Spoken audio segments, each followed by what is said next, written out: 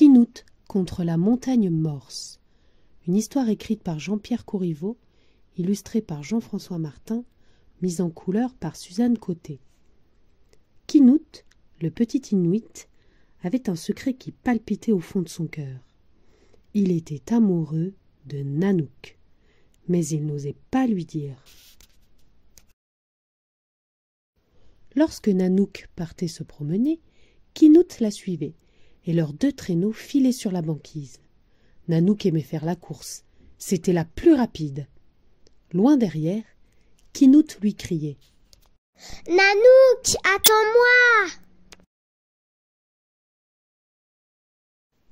Un jour, leur course les entraîna près d'une montagne qui ressemblait à un gigantesque morse.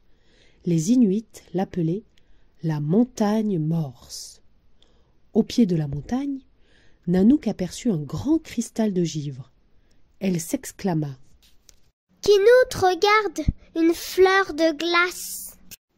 Mais Kinout observait la montagne avec inquiétude. Il balbutia. « On dirait qu'elle ne dort que d'un œil. » Nanook ne l'écouta pas, et elle s'avança vers le cristal. Kinout la suivit en chuchotant. « Nanook, attends-moi !»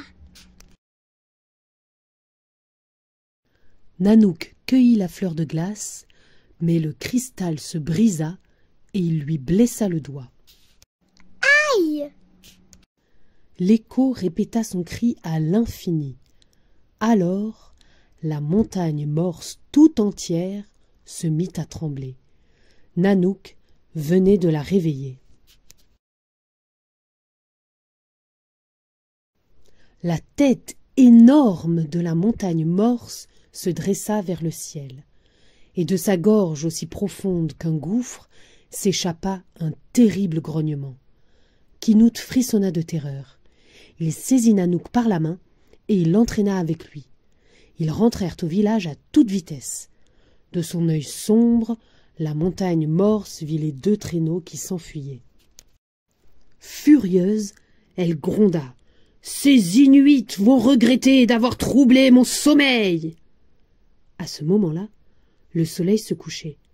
Il ressemblait à un gros ballon rouge. Lentement, il descendit se poser sur le nez de la montagne morse. Alors, elle ouvrit une large gueule et d'un coup, elle avala le soleil.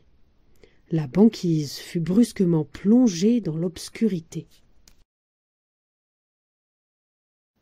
À présent, la nuit semblait infinie.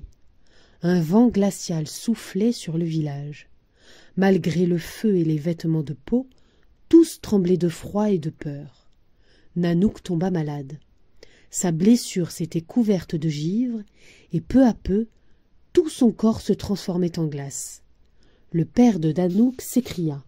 « Je ne laisserai pas la montagne morse et ses sortilèges emporter ma fille !» Il réunit tous les chasseurs du village. Armés d'arcs puissants et de solides harpons, ils partirent libérer le soleil. Kinout voulait les suivre. Il avait lui aussi envie de se battre. Il se pencha sur Nanook endormi et lui dit « Nanook, attends-moi, je vais tout faire pour te sauver. » Puis, il attela son traîneau et il disparut dans l'obscurité. Lorsque Kinout arriva au pied de la montagne morse, il vit les chasseurs qui se battaient avec courage. Mais soudain, la montagne morse frappa la banquise. Une crevasse s'ouvrit sous les pieds des chasseurs et elle les engloutit tous. Kinout était désespéré. Il ne savait plus quoi faire. Il s'assit sur la glace et il réfléchit. La fatigue et le froid lui piquaient les yeux et engourdissaient son esprit. Il se mit à bâiller. Oh! En voyant bâiller Kinout, les chiens de son attelage bâillèrent les uns après les autres. Kinout observa ses chiens bâiller, et soudain, il eut une idée. Il se dressa face à la montagne morse et il se mit à bâiller à gorge déployée. Il enchaîna bâillement sur bâillement. Et bientôt, les puissantes mâchoires de la montagne morse se mirent à frémir.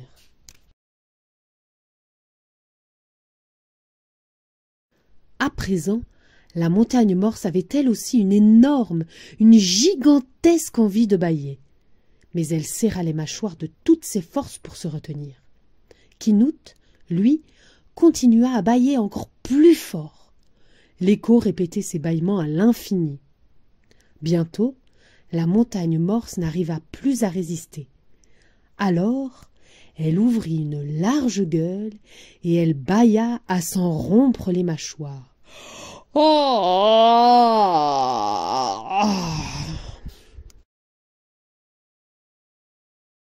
Le soleil, enfin libre, jaillit de sa gorge et il s'éleva dans le ciel, plus brillant que jamais.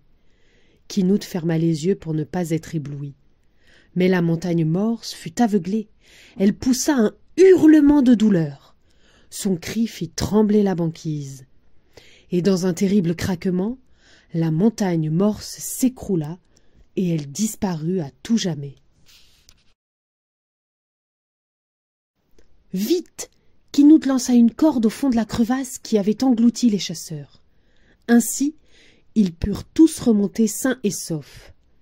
Puis, Kinout repartit à toute vitesse en pensant « Nanouk, attends-moi !» Au village, les femmes et les enfants dansaient sous le soleil. Kinout aperçut le visage souriant de Nanouk. Elle avait retrouvé ses couleurs. Elle le rejoignit et elle lui dit « Tu vois, je t'ai attendu. » Puis elle lui donna un baiser. Mais Kinout était tellement ému que son nez se frotta maladroitement contre celui de Nanouk. « Regardez !» s'exclama un enfant. « On dirait deux otaries !» Les Inuits se mirent à rire. Ils trouvèrent cela si amusant que depuis, ils s'embrassent tous de la même façon, en se frottant le nez.